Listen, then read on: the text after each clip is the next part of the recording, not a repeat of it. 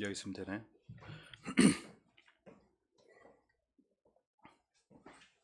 안녕하세요. 오랜만에 뵙습니다. 예,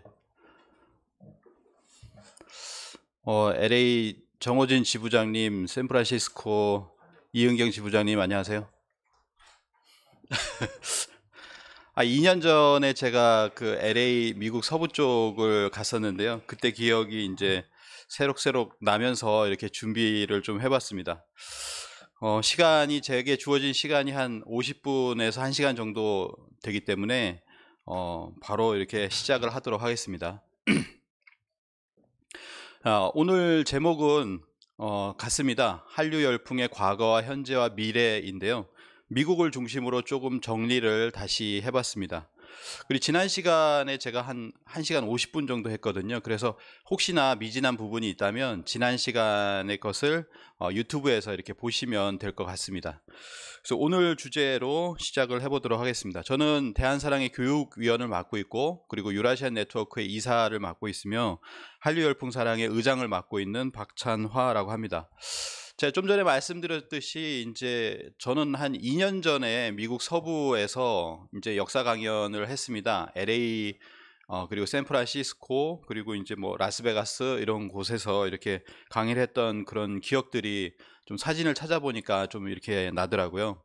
그리고 이제 뭐 독립운동사 강의도 독일에서도 이렇게 했었고요. 그래서 그 2019년 4월에는 이제 임시정부 수립일입니다. 100주년이고요. 그때 독일 에센에서 이제 역사 강연을 했던 것이 이렇게 생각이 나면서 전 세계에 이제 동포가 이제 해외 동포가 750만 명이 있습니다. 그 중에 이제 미국이 가장 많을 겁니다. 그래서 미국이 여기에 보면 한 250만 이상의 그 해외 동포들이 있는데요. 그 해외 동포들이 실제 지금의 어떤 한류가 있기 이전에 과연 우리가 이제 100년 전에 무슨 일이 있었을까라고 생각을 해보면 어떤 전 세계적으로 나가 있던 그런 해외 동포들도 항일 항쟁을 했다, 독립운동을 했다라고 하는 것을 조금 기억을 하고 그것의 기반 아래에서 우리가 지금의 어떤 한류가 있지 않았나라는 생각이 듭니다. 뭐 간단하게 이제 좀 살펴보면요. 몇 분만 좀 살펴보도록 하겠습니다. 그 전명훈 장인환 의사가 있습니다. 1908년에 스티븐스 저격 사건이 있었어요. 우리가 아시다시피 미스터 선샤인이라고 하는 드라마를 아마 많이 보셨을 겁니다. 사실은 이것이 대부분 많은 부분 미주 독립운동을 다뤘다라고 생각을 하는데요. 이제 그 부분을 캐치하지 못한 곳이 굉장히 많았다라는 생각이 듭니다. 여기 보시면 이제 미스터 선샤인에서는 1, 2회에 보면은 이 주인공 두 명이 이렇게 총을 서로 모른 채 한 사람의 친일파 우리는 미개한 조선인이냐라고 했던 그 친일파 미국인을 국내에서 이렇게 뭐 살해를 하게 되는데 이제 이런 과정이 뭐냐면은 실제로 전명훈 장인환 의사가 서로의 존재를 모르고서 스티븐스를 저격하는 그런 사건이 샌프란시스코에서 일어났잖아요. 그래서 이게 제가 그 현장도 우리 이은경 지부장님하고 같이 이렇게 함께 갔었는데요. 그래서 이런 것을 사실은 이게 전명훈 장인환의 이런 그 실제 이런 그 저격 사건 이것을 모티브로 한 겁니다. 확실하게 이걸 모티브로 했다라고 하는 것은 이 뒤에 보면은 시계탑이 모형이 나오거든요. 오늘 뭐 저작권 때문에 영상은 보여드리지 못하지만 1, 2회를 한번 보시면 아실 겁니다. 뒤에 이제 시계탑이 나오는데 그게 실제로 저격한 곳의 시계탑과 이게 동일하죠. 그래서 이런 미주 독립운동을 기렸다. 그래서 한번 다시 그것을 중심으로 한번 보시면 좋겠다라는 생각이 들고요.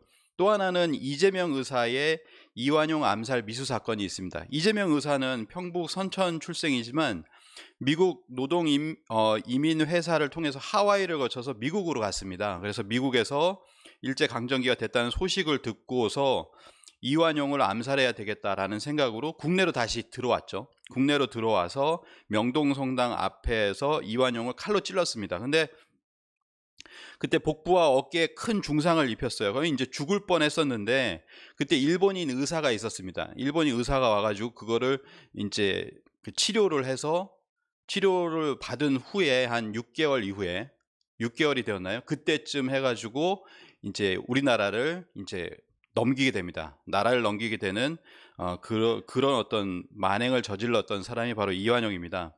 그래서 이때 이 사건을 갖다가 이 사건을 모티브로 해가지고 만든 것이 뭐냐면 이 미스터 선샤인에서는 이완익을 죽이는 거예요. 이완용의 어떤 상징이 되는 이완익이라는 사람을 처음에 이렇게 죽이는데, 죽인 다음에 어떻게 하냐면은 의사를 또 죽이거든요. 그러면 의사가 죽인 것처럼 이렇게 합니다. 오른쪽에 보시면은 이게 이제 그때 나왔던 배역이 있던 의사예요. 이 의사가 뭐냐면 실제로 이재명 의사는 이완용을 죽일 뻔했었는데 굉장히 그 수술을 잘하는 외과 의사가, 일본인 의사가 나타나가지고 그를 살려버렸단 말이죠. 그래서 드라마의 네티즌들이 막 이완용 뭐 드라마에서라도 죽여달라라고 했었는데 실제로 이렇게 죽이는 그런 것을 보여줬습니다. 이것도 보면 그 이재명 의사의 이완용 암살 미수 사건을 다룬 것이죠. 그렇게 볼 수가 있고요. 자, 세 번째로 보면 이제 맥켄지라고 하는 기자가 있습니다. 영국의 종군 기자가 나오는데 이 사진은 교과서마다 들어가 있는 사진이잖아요. 그래서 이건 뭐냐면은 의병 활동을 보여주는 유일한 사진이다, 이렇게 이야기를 합니다. 경기도 양평 부근에 있는 의병대 모습을 이렇게 찍은 것인데요.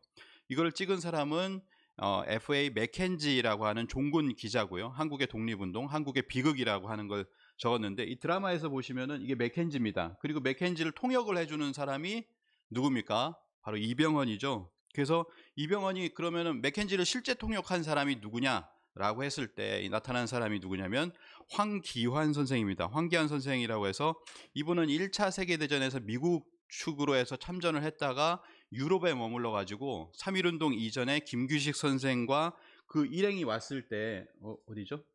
네, 김규식 선생이 있습니다. 그래서 3.1운동 이전에 이제 프랑스로 와서 거기에서 이제 협상을 할 때 여기 보면은 여러 사람들이 있는데 이분이 황기안 선생이죠. 황기안 선생, 그리고 여러 우리 독립운동가들이, 임시정부에서 보낸 독립운동가들이 함께 했습니다. 그래서 이러한 활동들을 이미 황기안 선생이 하게 되고, 실제로 지금 이제 유럽은 작년인가가 이제 아마 100주년이었을 겁니다. 유럽 이민 100주년이라고 하는데요. 그것이 이제 성사가 된 게 뭐냐면은 러시아에 이제 강제 노역을 왔었던 우리 한인들을 그 중에 500명 중에서 30여 명을 탈출시킨 사람이 바로 황기안 선생입니다. 그러니까 황기안 선생이 그걸 탈출을 시켜가지고 그 사람들이 프랑스에 정착을 하게 돼서 처음으로 이제 프랑스의 이민 역사가 시작이 됐다라고 하는 것이죠. 지금으로 보면 이제 외교 대사의 그런 역할을 한 건데요. 이런 역할을 공식적으로 하다가 황기안 선생이 어디로 가시냐면은 다시 이제 미국으로 돌아가십니다. 그래서 미국에서 1923년에 이렇게 돌아가셨는데 2008년이 되어서야, 굉장히 늦은 시간이죠. 2008년이 되어서야 뉴욕 마운트 올리버 공동묘지에서 황기안 선생의 묘비를 발견을 하게 됩니다. 발견을 하게 되고 그 이후로 이렇게 기리게 되다가 이제는 이제 국내로 모셔야 되겠다 해서 국내 송환을 벌이고 있습니다. 그래서 2019년에는 3.1절에 뉴욕 한인교회에서 한인교회와 기독교 단체에서 이렇게 보시면은 이제 황기안 선생 묘비가 있죠. 그래서 여기를 이렇게 참배를 했던 그런 기억도 이렇게 납니다.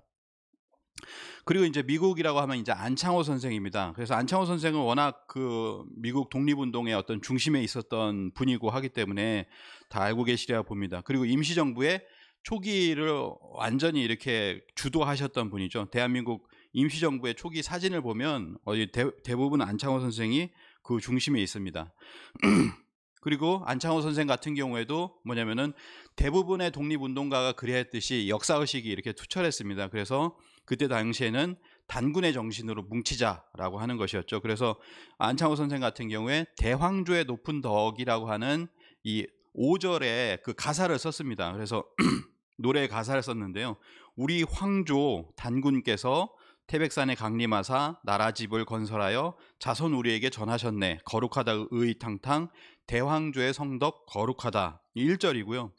뭐 5절을 보면 형제들아 자매들아 대황조의 자손 된 좌 우리 형제 자매들아 1000번 죽고 10,000번 죽어도 변치마세 대황조께 향한 충성 변치마세라고 해가지고 굉장히 이렇게 단군 대황조를 이렇게 모시고 칭송하는 그런 노래들을 지었던 것도 이렇게 있습니다. 그리고 이제 노백린 선생이 있죠.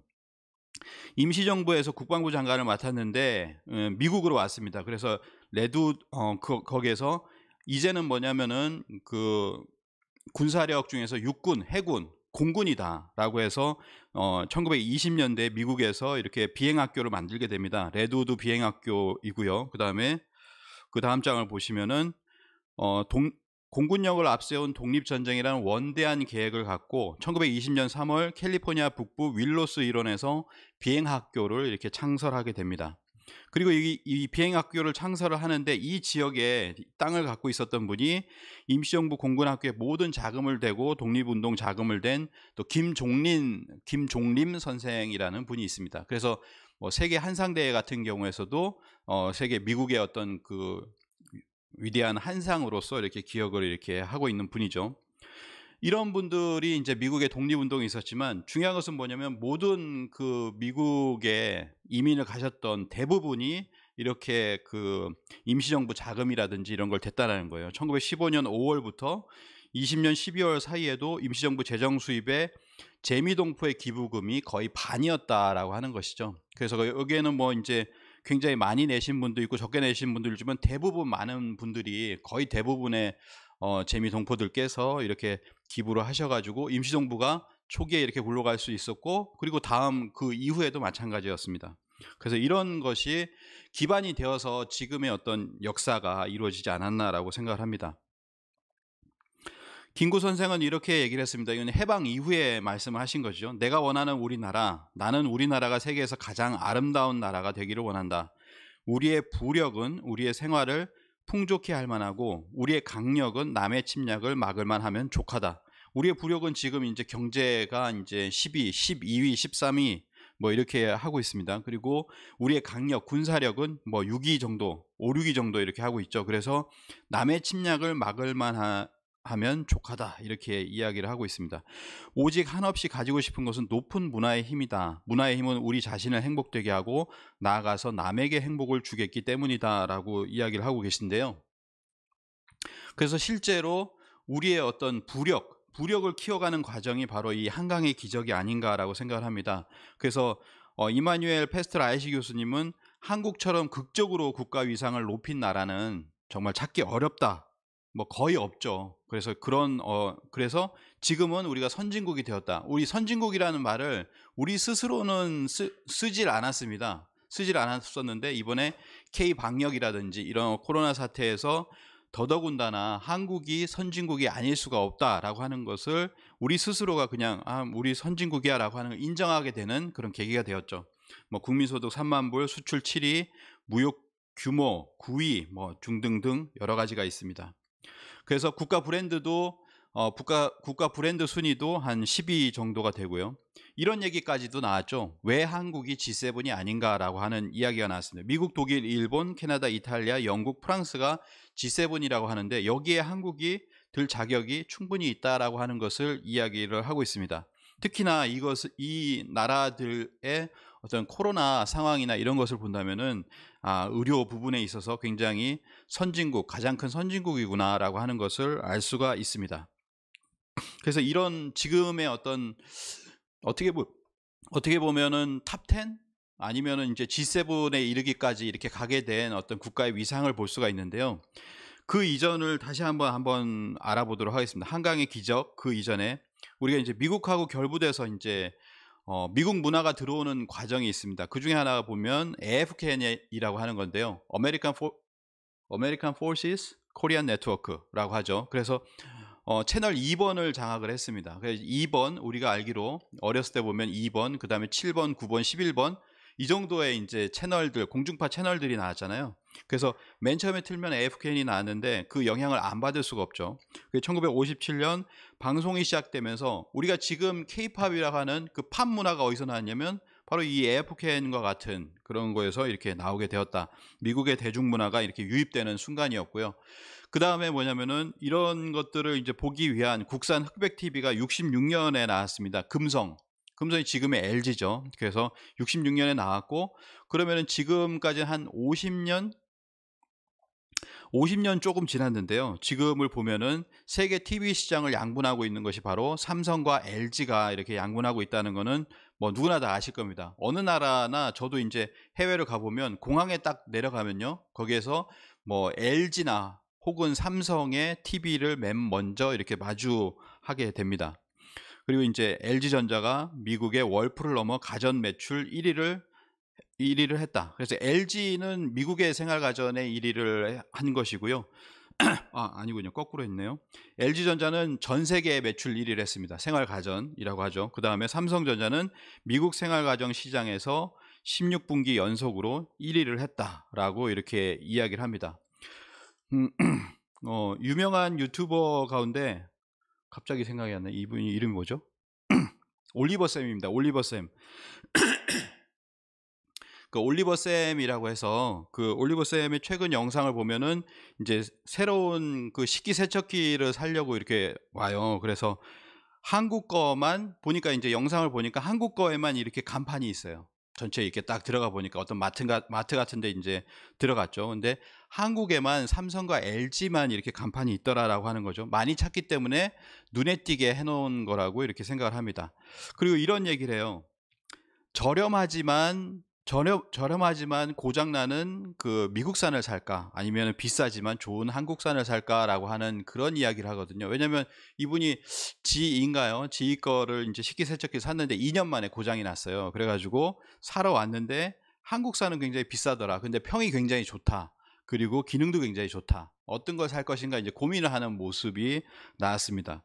그래서 이런 부분이 아마 생활 가전에서 우리는 잘 안 쓰지만 식기세척기까지도 포함을 해서 이런 어떤 생활 가전제품에서 1, 2위를 다투는 것이 바로 LG와 삼성이다라고 하는 것을 우리가 알 수가 있습니다.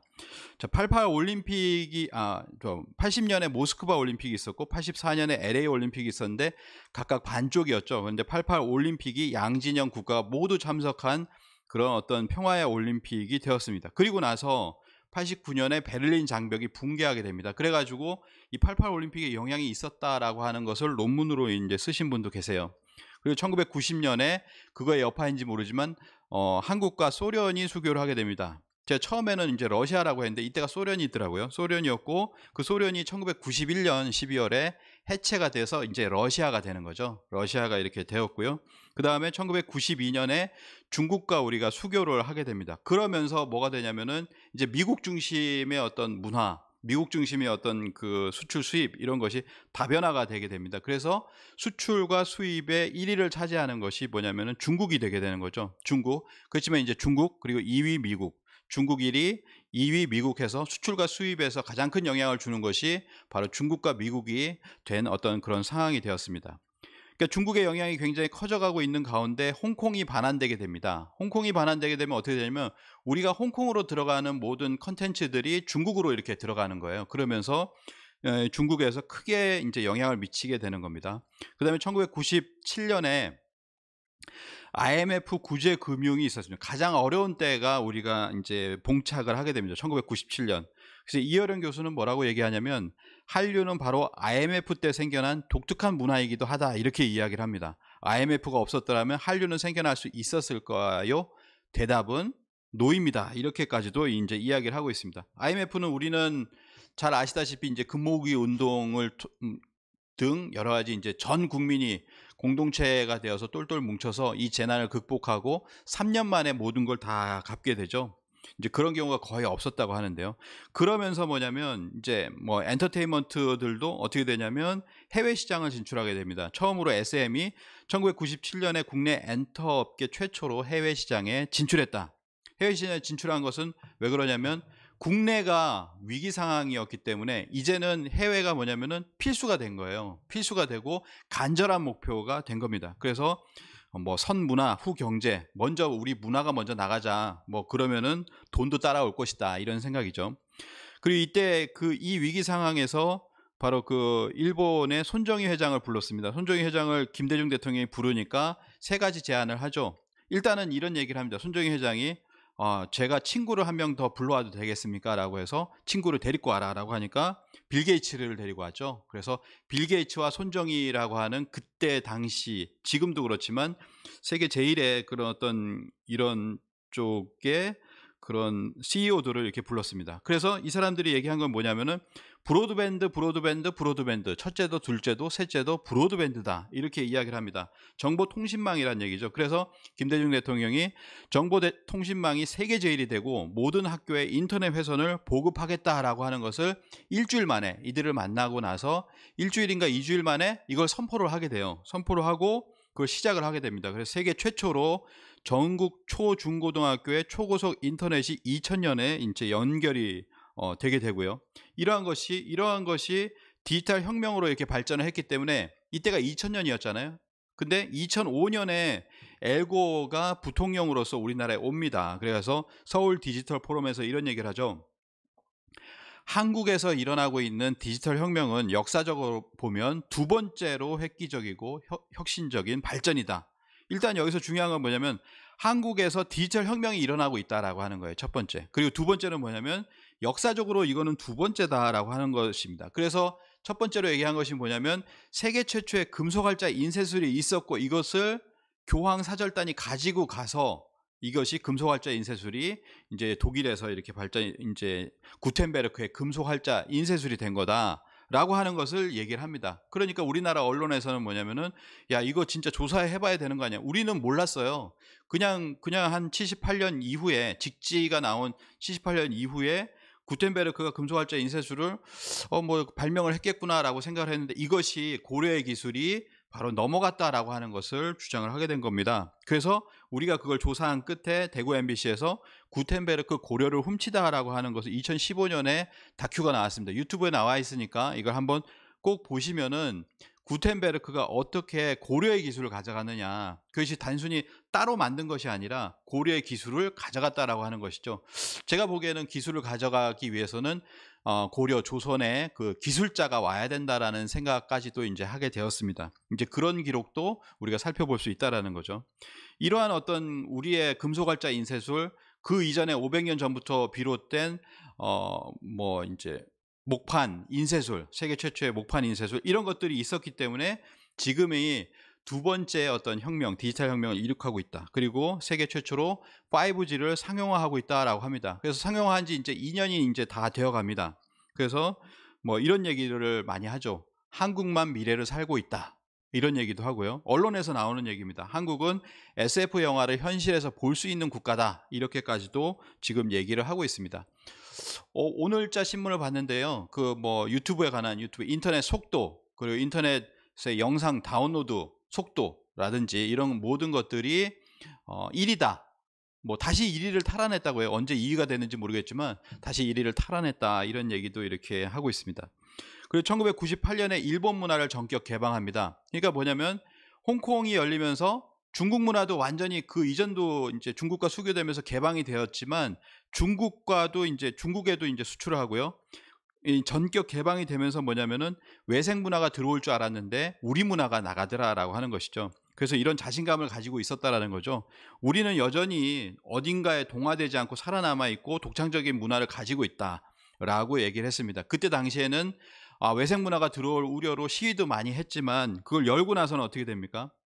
중국과 일본, 이 동북아의 한류가 시작이 처음에 된 겁니다. 2000년에 H.O.T의 베이징 콘서트로 한류라는 용어가 본격적으로 등장했다라고 얘기를 하고요. 그 다음에 2002년에 한일 월드컵이 있었습니다. 다들 기억을 하실 텐데요. 이 한일 월드컵이 있고 그리고 그 전후로 해서 이제 겨울 연가가 방영이 되고 2003년에 NHK에서 겨울 연가가 방영이 되면서 이 일본에 실제로 한류가 처음으로 이제 들어가게 된 겁니다. 지금은 뭐 일본의 4차 한류라고 이렇게까지도 얘기를 하는데 지금은 훨씬 더 그 붐이 이렇게 일고 있어요. 그래서 이런 모습을 볼 수가 있고 2005년에 계기가 된 게 유튜브 시대가 시작이 됐습니다. 유튜브가 세상을 바꾸기 시작했고 2007년에 아이폰을 출시를 하게 됩니다. 자, 이렇게 해서 미국의 플랫폼, 미국에서 이렇게 만든 것들, 그런 것들과 우리가 합쳐졌을 때 우리가 더 상위의 어떤 제품을 만들거나 아니면은 그 플랫폼을 타고서 가장 세상에 많은 문화를 알리는 것이, 컨텐츠를 알리는 것이 우리나라가 되었다. 그래서 항상 미국과 뭔가 합쳐지면은 굉장히 좋은 시너지 효과를 발휘하게 되었다라고 하는 것이죠. 그리고 삼성전자가 세계 스마트폰의 점유율 1위를 기록하고 있습니다.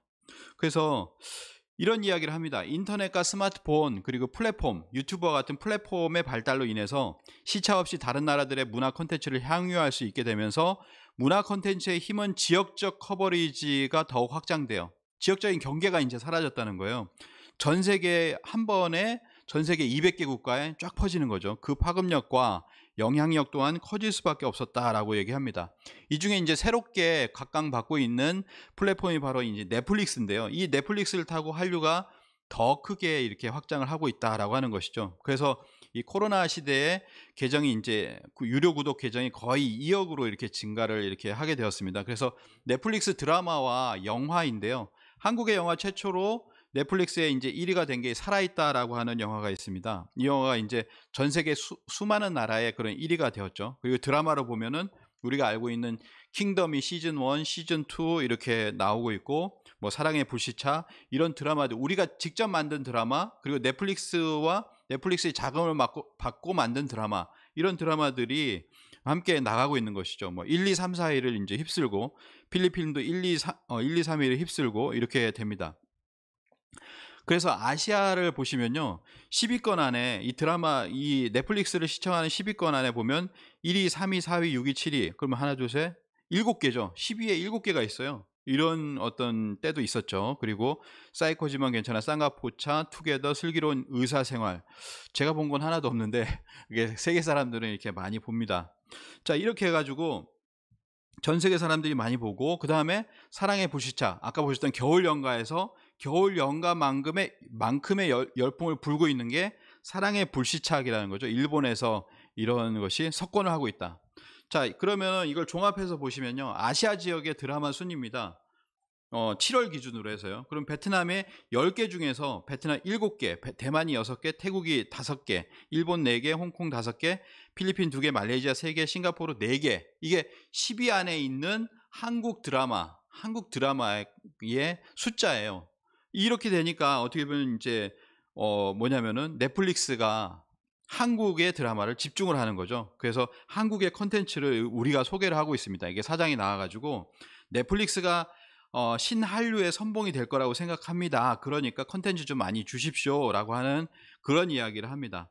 그리고 아태 지역의 어떤 총괄 담당은 한국은 넷플릭스 컨텐츠의 전략적인 요충지다. 새롭고 독특하며 많은 사람들의 공감을 이끌어낼 수 있는 그런 컨텐츠가 바로 한국의 장점이다. 이렇게 이야기를 하고 있습니다. 그렇다고 해서 아시아에만 머물고 있는 것이 아니라고 하는 것을 우리가 확인할 수 있는 또 하나의 이야기거리가 있죠. 그게 바로 세계적인 대문호인 브라질의 파울루 코엘료라고 하는 분이 넷플릭스를 통해서 드라마를 봤어요. 나의 아저씨라는 드라마를 봤는데 최고의 드라마다라고 하면서, 와, 나는 16부작을 전부 못 볼 거라고 생각했다. 하지만 이 작품은 인간의 상태에 대한 완벽한 묘사를 담아냈다. 뛰어난 각본, 환상적인 감독, 최고의 출연진에 축하를 보낸다라고 하는 트윗을 날렸어요. 그래서 이것을 통해서 그동안 안 보던 사람들도 나의 아저씨라는 드라마 뭐 보신 분 거의 없으시라고 보는데, 나의 아저씨 보신 분 계시나요? 없으시죠? 네, 저도 못 봤어요. 2018년에 했습니다. 2년 전에 했는데, 근데 벌써 이 드라마가 지금에 와서 순위 안에 막 들어가는 거예요. 이제 이런 어떤 상황, 2018년, 2019년, 그리고 올해 드라마들이 전부 다 이렇게 나오는, 번역되어서 30개 국가 이상의 언어로 이렇게 번역되어서 나오고 있습니다. 그것의 기반이 되는 것이 뭐냐면 K 웹툰이라고 합니다. 그래서 지금 네이버에서는 7개 국어로 번역을 한 네이버 웹툰이 세계 곳곳에서 히트를 치고 있습니다. 그래서 7천만 명 정도가 전 세계적인 독자를 확보하고 있다. 유료 독자겠죠. 그래서 그런 독자를 이렇게 확보하고 있고, 일본 같은 경우 이제 카카오 재팬의 웹툰 플랫폼인 피코마가 1위를 하고 있습니다. 그래서 이 웹툰이라고 하는 거는, 일본이 만화 시장인데 일본이 많이 있을 것 같잖아요. 그런 컨텐츠가. 근데 일본은 만화책을 벗어나지 못했죠. 이게 웹툰으로 해서 인터넷을 활용하지 못했습니다. 그래서 아직도 보면은 일본은 만화책 서점이 많잖아요. 가 보시면은 만화책이 잔뜩 이렇게 쌓여 있죠. 그래서 우리는 웹툰으로 들어갔는데, 이 K 웹툰이 뭐냐면은 드라마, 영화, 애니메이션화 된다라고 하는 것이죠. 이태원 클라스라고 굉장히 유명한 드라마가 있었습니다. 그것도 이 웹툰을 기반으로 한 거죠. 여신 강림이라고 이제 최근에 지금 나오는 거예요. 이제 나오는 건데 보면은 그대로 따라하잖아요. 웹툰이 그대로 드라마화가 됩니다. 경이로운 소문이라는 드라마가 있는데 바로 그대로 캐릭터가 그대로 나오죠. 그래서 이런 웹툰이 이렇게 중요하고, 그래서 웹툰과 웹소설만큼은 대한민국이 종주국으로서 전 세계의 주도권을 가져야 합니다. 카카오 페이지의 대표인데, 그래서 지금 실제로 웹툰과 웹소설이 어느 정도의 그런 어떤 종주국으로서의 주도권을 가지고 있다라고 하는 것이죠. 그리고 이제 웹소설이 나왔잖아요. 그래서 그 소설의 밑바탕이 되는 건 결국엔 문학입니다. 그래서 한국의 문학까지도 지금 관심을 가지고 있다. 그리고 몇 년이 지나면 이 문학이 전 세계적으로 이렇게 번역이 되어서 나가게 될 것이 명약관하다, 이런 칼럼도 이렇게 나오게 되었습니다. 그리고 이제 방탄소년단을 얘기 안 할 수가 없는데요. 2011년에 유럽에서는 이때가 뭐냐면 한 한류 10년 정도 됐습니다. 한류 10여 년 정도 됐죠. 그래서 유럽에서 뭘 했냐면 SM타운이 공연을 하는데 하루를 더 해달라고 하는 시위가 일어났어요. 그래가지고 우리나라가 깜짝 놀랐던 그런 기억이 납니다. 그래서 2011년에 뭐냐면 한류 커뮤니티를 상을 줬습니다. 그래서 저도 저희 이제 한류 열풍 사랑이 우리 대표와 함께 이게 상을 탔던 기억이 납니다. 2011년 대한민국 컨텐츠 어워드에서 문화부 장관 상을 이렇게 타게 되었는데요.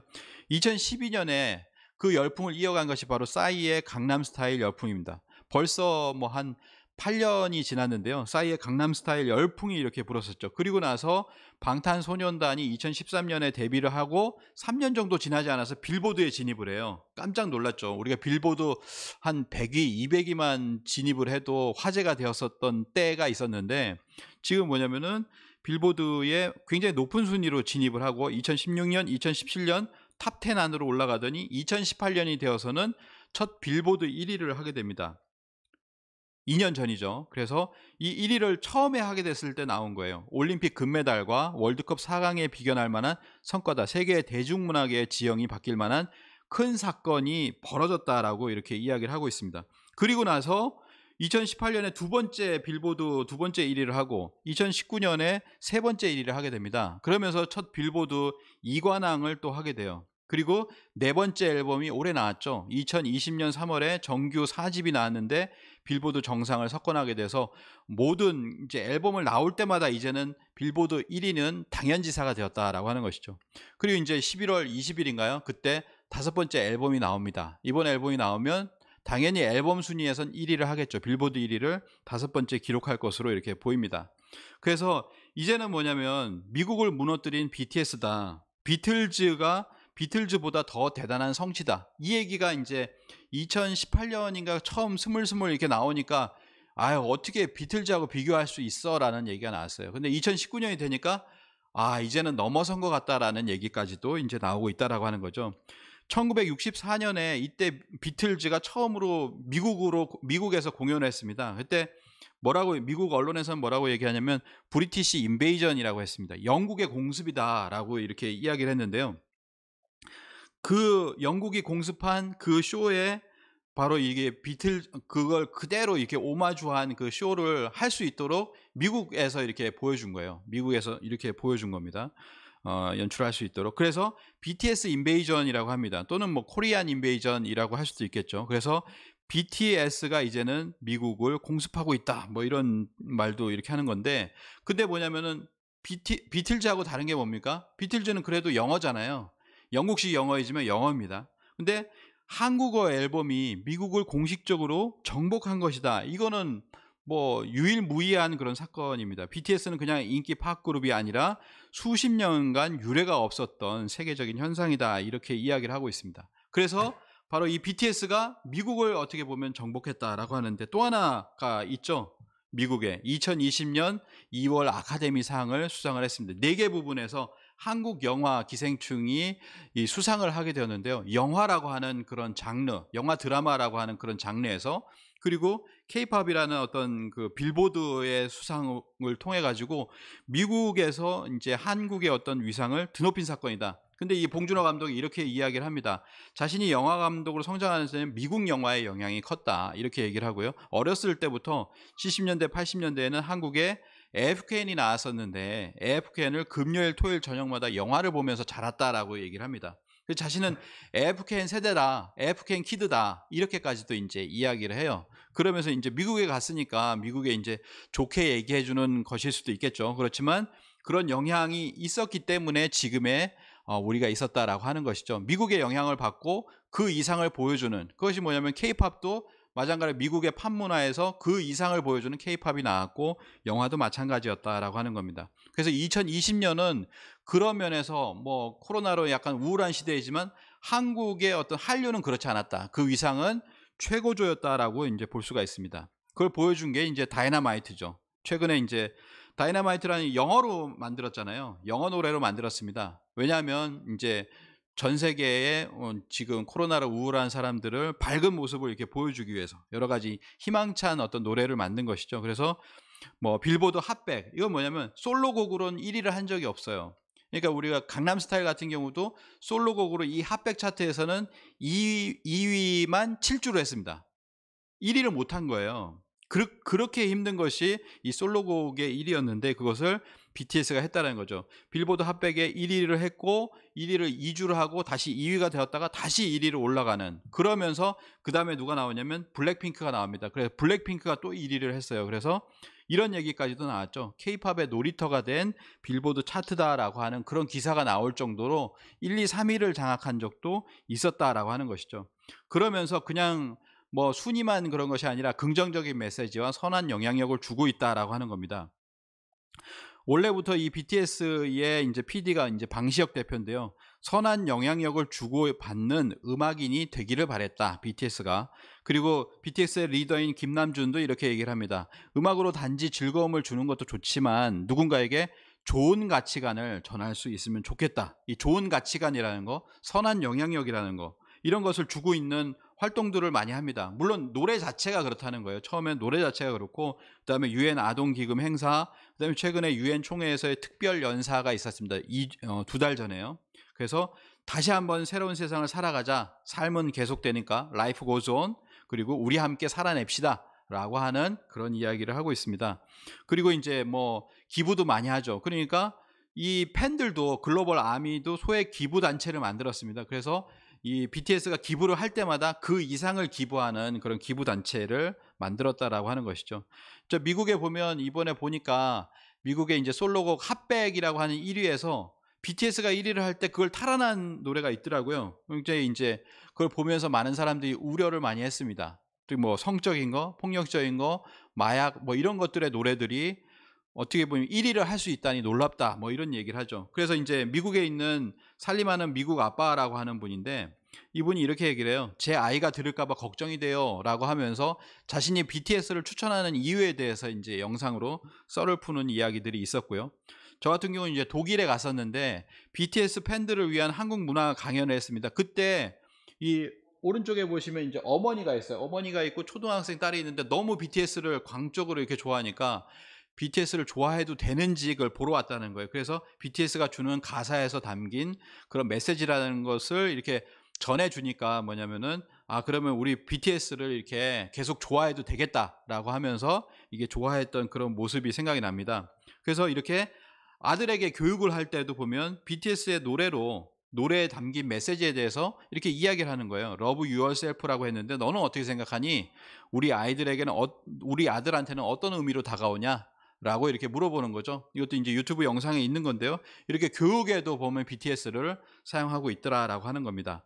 K-팝 공연장엔 술을 마시거나 약물을 복용하는 장면을 찾아볼 수가 없다. 칠레의 프로듀서가 이렇게 이야기를 했죠. 그리고 멕시코에는 이런 기사가 났습니다. K-팝 덕분에 마약과 범죄에서 멀어지고 있다. 신세대들이 멀어지고 있다. 이런 긍정적인 선한 영향력을 이렇게 미치고 있다라고 하는 것이죠. 근데 이런 것들이 뭐냐면 BTS라든지 또는 다른 K-팝 멤버도 마찬가지지만 이 사람들에겐 이게 한국인만의 어떤 선함이 있다라고 하는 거예요. 어디서인지 그 사람들의 어떤 심성, 전체적인 어떤 심성에서 오는 것이다. 선한 마음이 바탕이 된다라고 하는 것이죠. 그걸 볼 수 있는 게 뭐냐면은 외국인들이 우리나라에 딱 들어오면은 이런 실험을 많이 합니다. 어디 카페에 있는데 카페에다 지갑을 놓고 노트북을 놓고 30분 바깥에 있다가 나갔다가 이게 들어와 보고 이런 것들 실험을 굉장히 테스트를 많이 해요. 그러면은 우리나라 한국 사람들은 그 댓글을 답니다.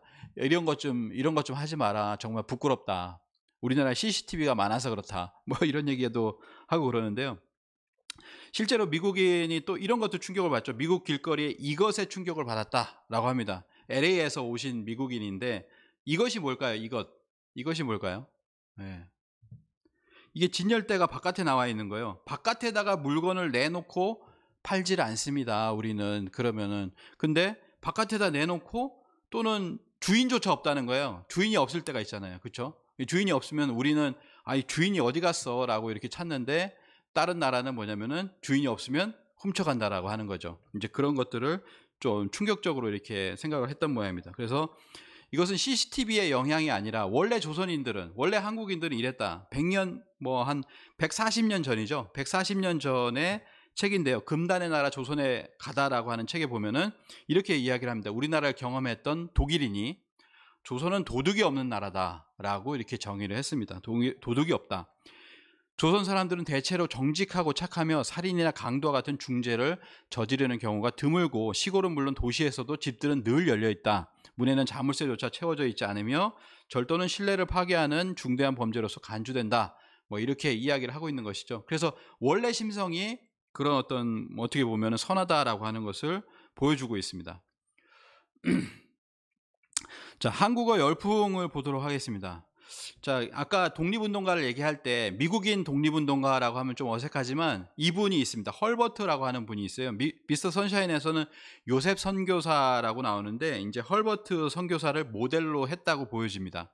그래서 헐버트는 고종 밑에서 고종이 지시하는 어떤 독립운동 여러 가지 독립운동에 이렇게 가담을 하게 되고 또 독일 은행에서 그 고종의 비밀 자금을 전적으로 이렇게 신뢰를 해가지고 그 비밀 자금에 대해서 미국인 헐버트에게 대행을 맡깁니다. 그 정도로 이렇게 신뢰를 하는 분이 헐버트였는데 헐버트는 최초로 미국의 뉴욕에서 발행되는 뉴욕 트리뷴지에 1889년에 한국어라는 제목의 글을 발표를 하게 되고 한국어를 이렇게 극찬을 하게 되는 거죠. 이미 뭐 거의 이제 130년 이전인데요. 그 전에 이렇게 한국어에 대해서 발표를 하게 되고 최초의 순한글 교과서인 3인 필지라고 합니다. 이것도 1891년인데 헐버트는 배우기 쉬운 한글을 업신여기는 조선의 풍토를 안타까워했다. 그러니까 이 조선인들조차 한글을 업신여겼던 그런 시대였다라는 거예요. 그래서 왜 이렇게 배우기 쉬운데 왜 이런 것을 이렇게 가르치지 않느냐라고 하면서 자신이 순한글 교과서를 이렇게 만들었다는 거죠. 그리고 1949년 해방 이후에도 이런 글을 갖다 기재를 합니다. 미국 스프링스필드 유니언 인터뷰 기사인데요. 한국인은 세계에서 가장 빼어난 민족 중에 하나입니다. 한국인은 가장 완벽한 문자인 한글을 발명했고 임진왜란 때는 거북선으로 일본군을 격파해 세계 해군사를 빛냈으며 조선왕조실록과 같은 철저한 기록 문화를 지니고 있었습니다. 라고 하는 이런 이야기를 이미 이렇게 우리가 가장 가난했을 때잖아요. 가장 힘들 때 1949년 그때 이미 이런 이야기를 했다라고 하는 것이죠. 한글은 가장 독창적이고 훌륭한 음성 문자, 세계에서 가장 합리적인 문자가 한글이다. 한글은 한국의 전통 철학과 과학 이론이 결합된 세계 최고의 문자다. 이런 이야기를 하기 이전에 이미 130년 전에 헐버트가 얘기를 했다는 겁니다.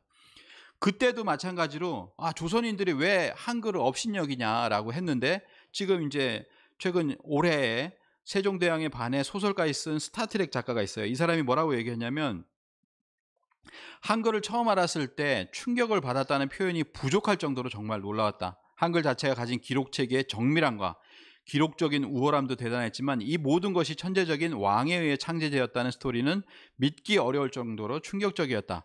게다가 더 충격적이었던 것은 이런 이야기가 전 세계에 알려지지 않았다는 것이다 라고 하는 겁니다. 조 메노스키라고 하는 바로 스타트렉의 작가인데요.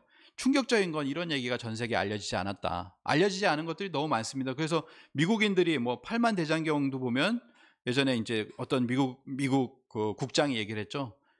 왜 8만 대장경 이런 것이 이제 전 세계에 알려져 있지 않느냐. 근데 한글이 훈민정음이 왜 이렇게 알려져 있지 않느냐라는 얘기를 이렇게 미국의 작가가 이렇게 하게 됩니다. 그래서 지금이 그러한 어떤 한국어 한글이 극찬을 받고 있는 데인데 이게 이제 지금 BTS라든지 이런 K-팝 드라마 이런 것들을 통해서 한국어 배우기 열풍이 불고 있다. 그래서 세종학당이 30곳을 더 만들어서 이제는 76개국에 213개소의 세종학당이 지정이 되었습니다. 그래서 해외 세종학당은 점점 더 이제 확산될 것이라고 이제 생각을 하는데요.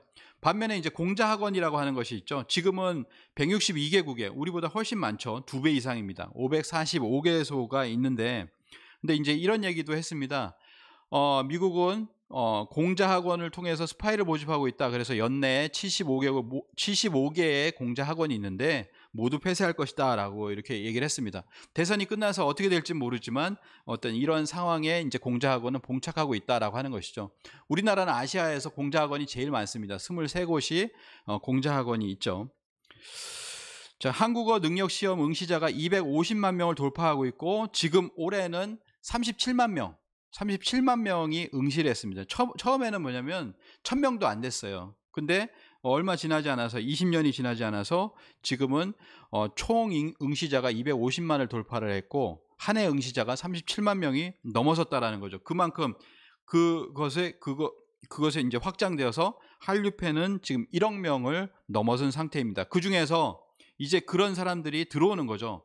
그래서 전체 방한객의 55%가 이 한류 때문이다. 광희의 한류라, K-팝 한류, 음식, 드라마 뭐 이런 것들을 통해 가지고 많은 사람들이 지금 국내로 들어오고 있다라고 하는 것이죠. 뭐 지금은 뭐 막혀 있지만 앞으로 또 이런 코로나 상황이 풀리면은 더 많은 사람들이 한국에 관심을 가질 거라고 생각을 합니다. 그리고 들어오기도 하고요. 들어오지 않아도 지금은 온라인을 통해서 굉장히 많은 관심을 이제 가지고 있습니다. 자, 이제 마무리로 가보도록 하겠습니다. 선도하는 대한민국인데요. 문재인 대통령은 취임 3주년에서 이런 얘기를 했습니다. 우리의 목표는 세계를 선도하는 대한민국입니다. 그 예전에는 뭐냐면은 추격자였어요. 우리는 추격을 했습니다. 선진국을 추격했죠. 근데 굉장히 빠르게 추격을 했습니다. 그래서 이제 이것을 빠른 추격자 전략이다 이렇게 얘기를 합니다. 빠른 추격자에 입각한 한강의 기적은 이제 그 소명을 다했다.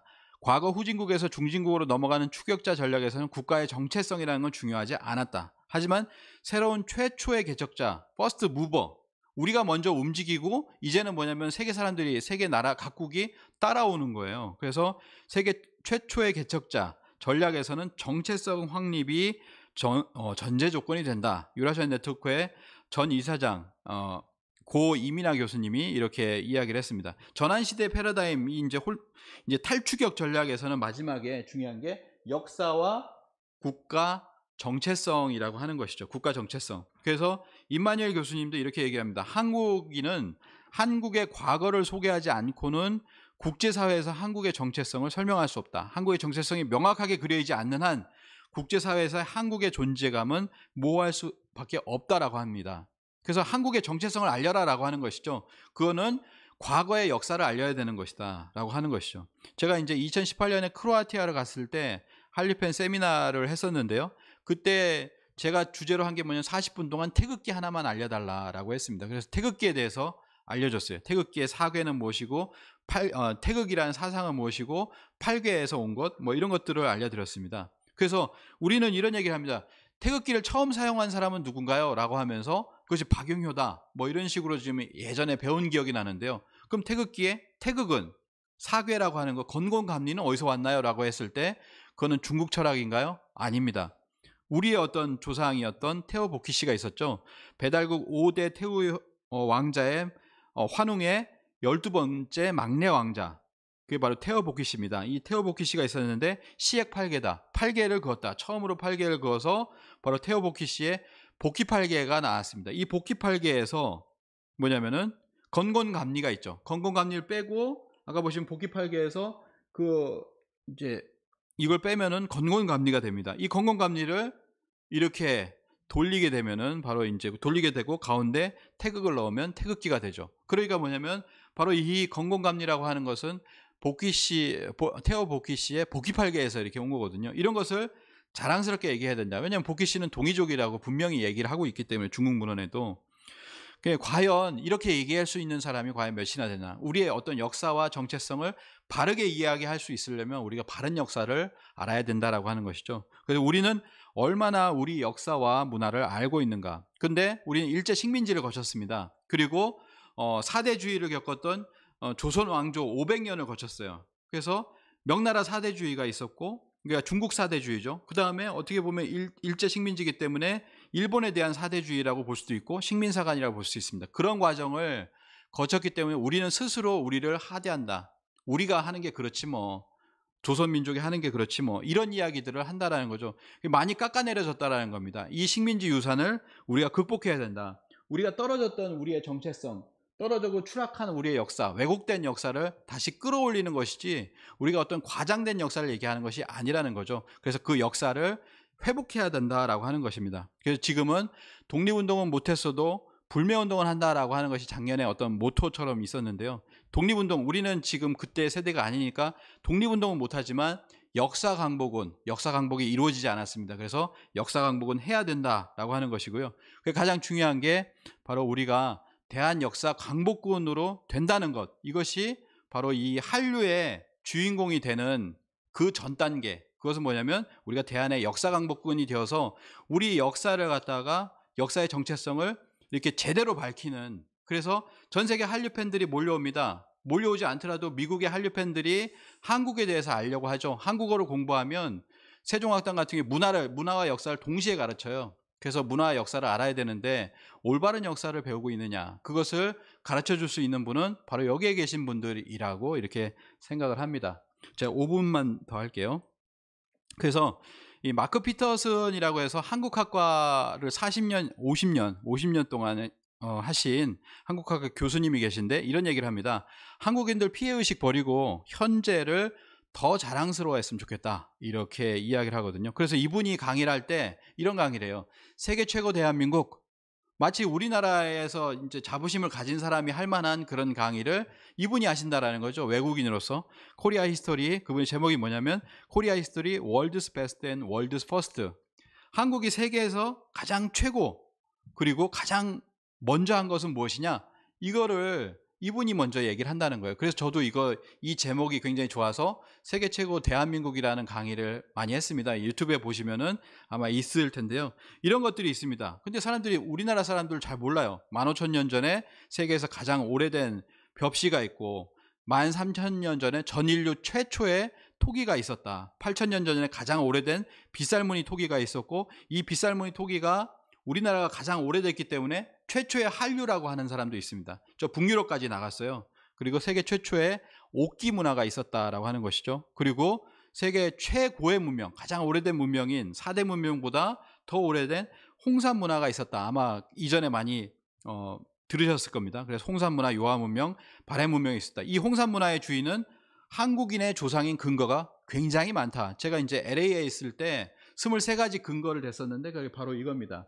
적송척, 피라미드, 고인돌, 옥기거리, 뭐 여러 가지 근거들이 있다는 거예요. 그 이상의 근거가 있었다라는 거죠. 이러한 근거들을 봤을 때 우리는 고조선 이전에 배달 문명이 있었고, 배달 문명 이전에 황국 문명까지도 끌어올릴 수 있는 그런 유적이 발굴됐다. 그리고 문헌도 있다. 그렇기 때문에 우리는 이 역사, 9,000년의 우리 역사를 알려야 된다라고 하는 것이죠.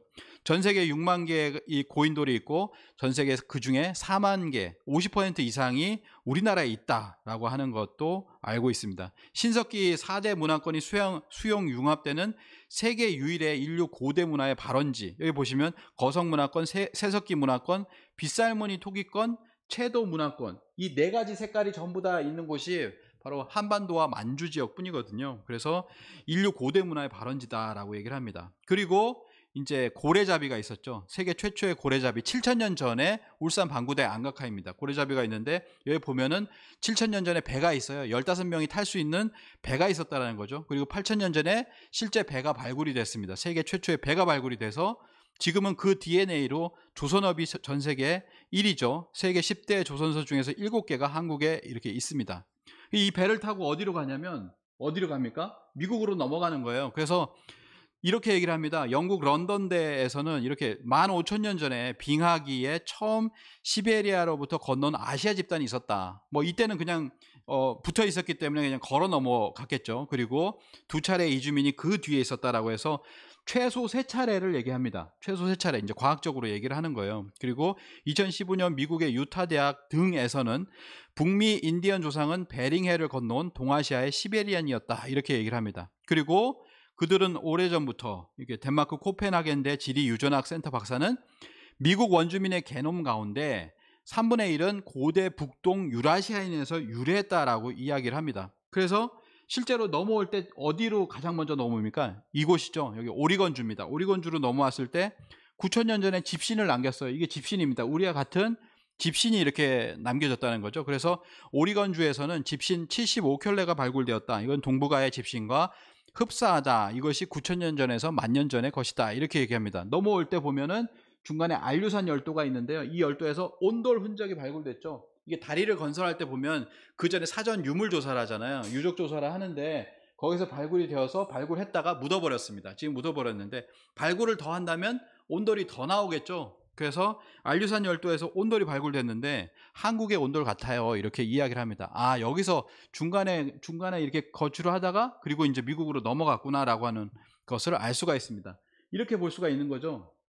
그래서 이렇게 넘어가서 어떻게 보면 이제 남미까지도 이렇게 내려갔다라고 하는데 춥지족이 있고 에벤키족이 있었다. 여기가 이제 출발 지점이다. 이렇게 얘기를 하는데 에벤키족이 어디냐면 지금의 사하공화국입니다. 여기가 우리나라죠. 근데 굉장히 높은 세계에서 가장 추운 곳이 바로 이 사하공화국인데 사하공화국 청소년들이에요. 보면은 얼굴을 보면은 한국인과 거의 똑같습니다. 거의 한국인이라고 볼 수 있어요. 그래서 뭐 이제 여러 가지 일화도 있는데 여기 보시면은 같이 함께했던 에벤키족은 자신들의 뿌리가 바레다 이렇게 이야기를 합니다. 보하이 왕국이 이제 중국어로 보하이인데요. 바레입니다. 바레. 그래서 러시아의 강덕수 교수님이 얘기를 했죠. 에벤키족은 자기들의 뿌리가 바레다. 그러니까 바레가 어디 있었습니까? 신라 바레가 있잖아요. 그럼 바레가 지금 여기입니다. 근데 여기까지 넘어갔다는 거예요. 바레가 멸망하고 나서 밑으로도 내려왔지만 위로도 올라간 겁니다. 여기로 올라갔고 이 추운 지방에서 또 바레 시대에도 이렇게 넘어갔다라는 얘기를 하는 것이죠. 그래서 뭐 철강도 세계 1위다. 그리고 중국에서 모든 걸 받아들였다라고 하는데 그게 아니라 우리가 먼저 철기를 썼다라는 것이 밝혀졌습니다. 전 세계에서 2000년 이상의 천문 기록이 있는 나라가 중국과 한국뿐인데 세계 최고의 천문 기록이 우리나라에 있다.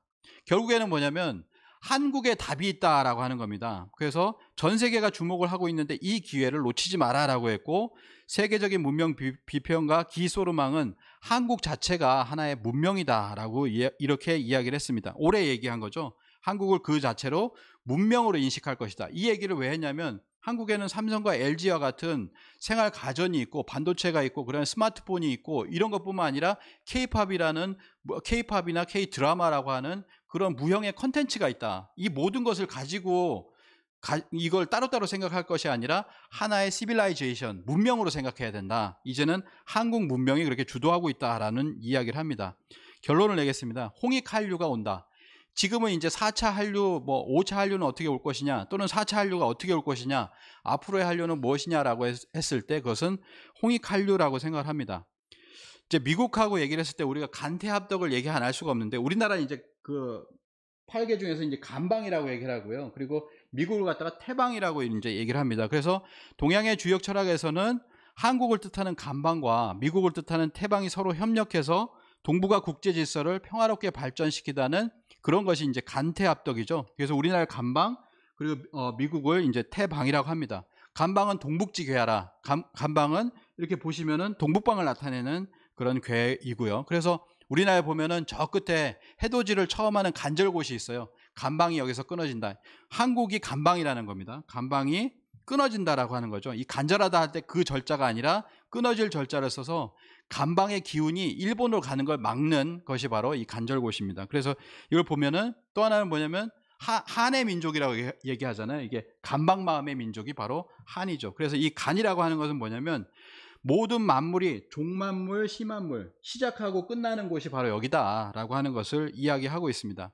그래서 이 타너스님 같은 분도 이 우주의 변화가 이렇게 오는 것을 이 우주가 지금 많은 터닝 포인트에 와 있잖아요. 이렇게 변화하는 것을 학술적으로 전개한 이가 한국인 외에 있지 않으며 이 세계가 멸망이냐 심판이냐는 무서운 화탕 속에서 인류를 구출해낼 수 있는 방안을 가지고 있는 이도 한국인 외에 다시 없을 것이에요. 우리나라 최고의 학생이 바로 이 타너스님인데 인류를 구출해낼 수 있는 방안도 한국인이 갖고 있다라고 하는 얘기를 합니다.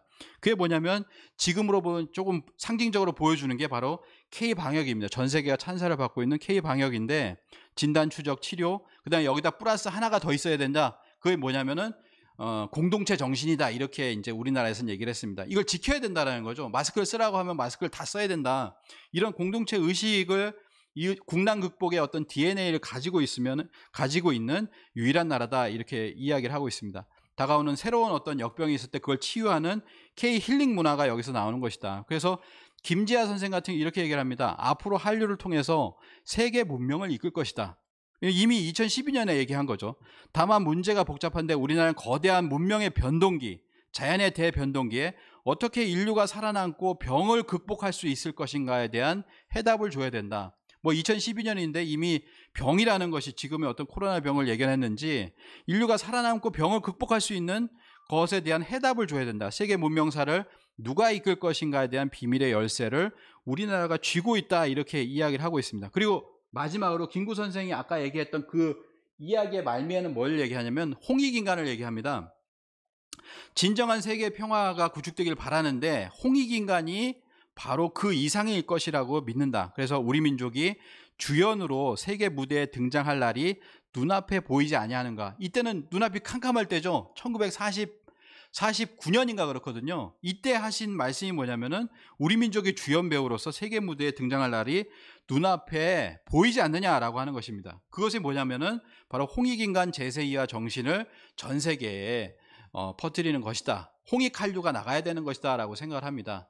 뭐 BTS 같은 경우 선한 영향력을 주잖아요. 문화적으로 이미 홍익인간을 실천하고 있는 거예요. 근데 앞으로 전 세계 사람들을 함께 할 수 있는 어떤 그런 문화가 바로 이제 세계 사람들과 함께 해야 될 것이다 라고 생각을 하고요.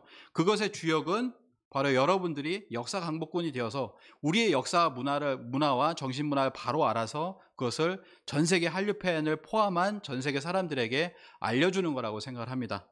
예, 이상 마치겠습니다. 아이고, 1시간 했네요. 예. 할까요?